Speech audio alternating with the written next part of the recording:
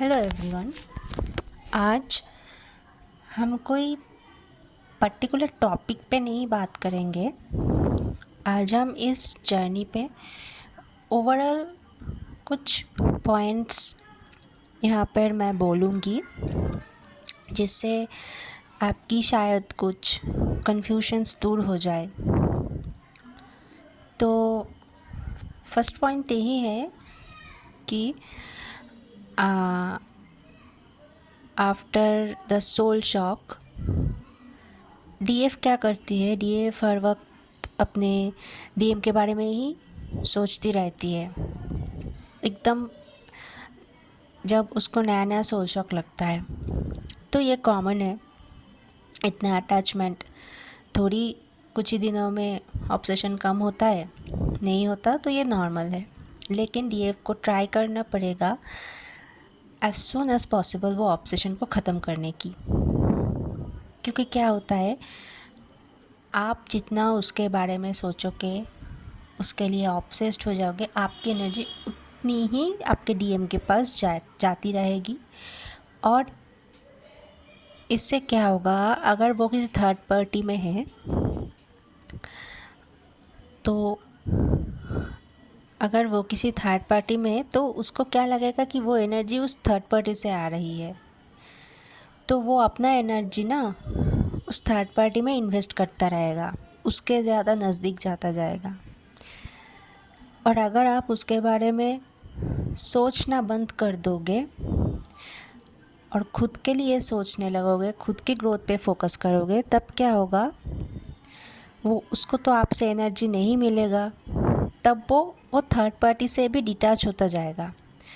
और तब उसके सोल को तो एनर्जी की नीड, मतलब आप ही तो उसका एनर्जी सोर्स हो, तो वो नीड फुलफ़िल करने के लिए उसके सोल उसको फिर से आपके पास लेकर आएगा। ये गया फर्स्ट पॉइंट। नेक्स्ट, बहुत से डीएफ इस जर्नी को एक कर्ज की तरह लेते हैं कि डिवाइन ने हमारे साथ ऐसा क्यों किया, इतना टफ़ जर्नी में क्यों दे दिया हमें। तो बिलीव मी, ये कोई टफ़ जर्नी नहीं है। इसको आप एक डिवाइन ब्लेसिंग्स की तरह लीजिए कि डिवाइन ने आपको चूज़ किया है, डिवाइन के मिशन के लिए आपको चूज़ किया है। आप ब्लेसिंग की तरह लीजिए इसको। आप खुद पे फोकस कीजिए, आप डिवाइन पे सरेंडर कीजिए। ये सोचिए कि डिवाइन ही आपके सब कुछ है। पहले डिवाइन पे पहले प्रायोरिटी पे डिवाइन को रखिए, फिर खुद को, और फिर अपने टीएफ को।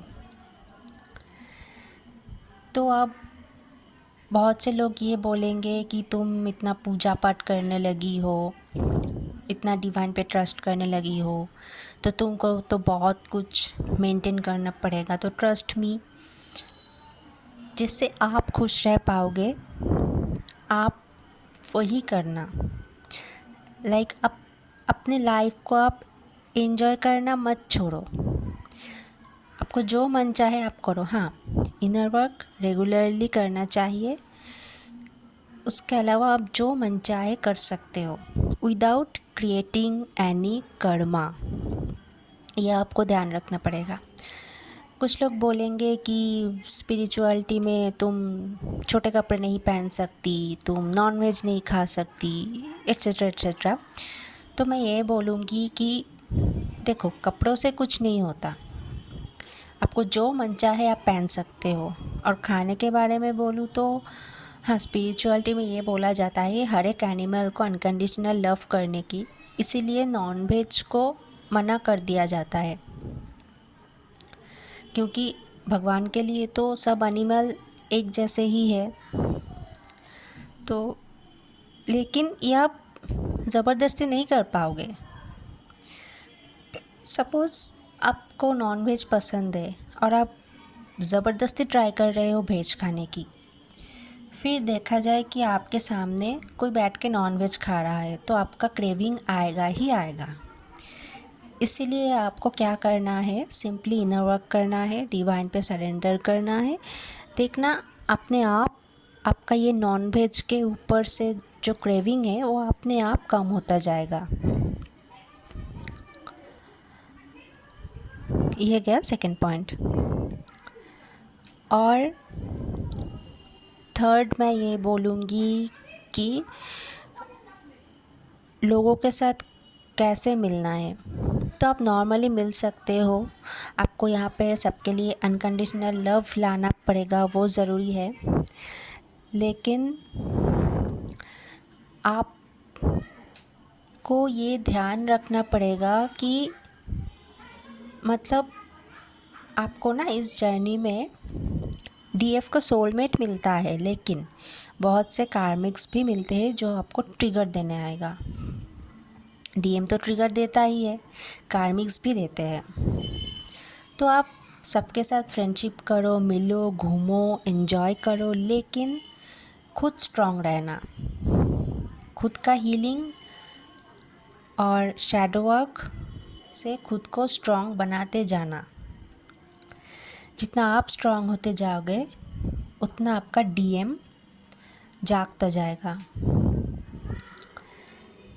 तो अगर आप ये सोचो कि अगर डीएम ने मुझे किसी और मेल फ्रेंड के साथ देख लिया तो वो क्या सोचेगा, शायद खुद ही मुझसे दूर चला जाएगा, ऐसा नहीं होगा।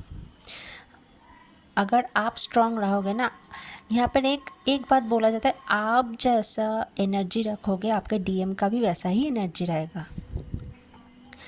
तो अगर किसी मेल फ्रेंड के साथ आप कहीं एंजॉय करने भी गए, एंजॉय आई मीन घूमने फिरने एट्सेट्रा, तो अगर आपके मन में उसके लिए एक बाउंड्री है कि हाँ ये मेरा सिर्फ फ्रेंड है, आपके डीएम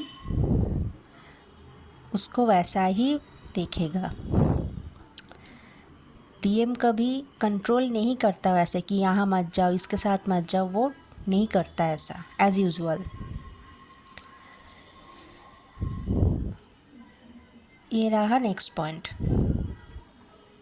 अब अगर मैं डीएम और थर्ड पार्टी के बारे में बोलूँ तो क्या होता है, अगर डीएम किसी थर्ड पार्टी में है, सपोज़ किसी गर्लफ्रेंड या अगर मैरिड है तो उसका वाइफ, और अगर सपोज़ वो उस थर्ड पार्टी को लेकर कोई पोस्ट कर दिया रोमांटिक सा कैप्शन दे के या कोई स्टेटस लगा दिया और वो किसी तरह आपने देख लिया, तो एज़ यूजुअल आप ट्रिगर हो जाओगे पहले, लेकिन ये याद रखना वो जो थर्ड पार्टी के लिए जो बोलेगा वो उसका 3D सेल्फ बोलेगा, और वही वर्ड उसका सोल आपके लिए बोलेगा। अगर डीएम ने सपोज़ थर्ड पार्टी के लिए कैप्शन दिया कि you are the only one who can love me unconditionally, तो समझ लेना ये उसका 3D सेल्फ बोल रहा है, उसका सोल नहीं। उसका सोल ये वर्ड्स आपको बोल रहा है। ये मैंने एक एग्जाम्पल के तौर पे दिया, कुछ भी कैप्शन हो सकता है, तो वो सोच के ही आप तब खुश हो जाना कि वो वर्ड्स आपके लिए ही है। तो ये यहाँ पे रहा कुछ पॉइंट्स। इस जर्नी को कभी भी मतलब कर्ज की तरह मत लेना, इसको एक ब्लेसिंग की तरह लेना, और रोना धोना जितना हो सके कम करना। हाँ, कभी कभी पर्जिंग होने के टाइम पे रोना आता है, रोने से कभी कभी पर्जिंग होता है, लेकिन समझ लेना कि ये एक ब्यूटीफुल जर्नी है। ये एक ब्यूटीफुल जर्नी है जो डिवाइन ने आपको दिया है, आपको चूज़ करके दिया है। तो इसको उसी तरह से देखना, उसी नज़रिया से देखना, और डिवाइन को हमेशा थैंक यू बोलना। मतलब आप तो खुद समझ जाओगे कि आपका प्रोग्रेस हो रहा है, तो जब भी आपको लगेगा कि प्रोग्रेस हो रहा है, sorry for the background noise, तब डिवाइन को थैंक्स बोल देना। Okay, thank you so much.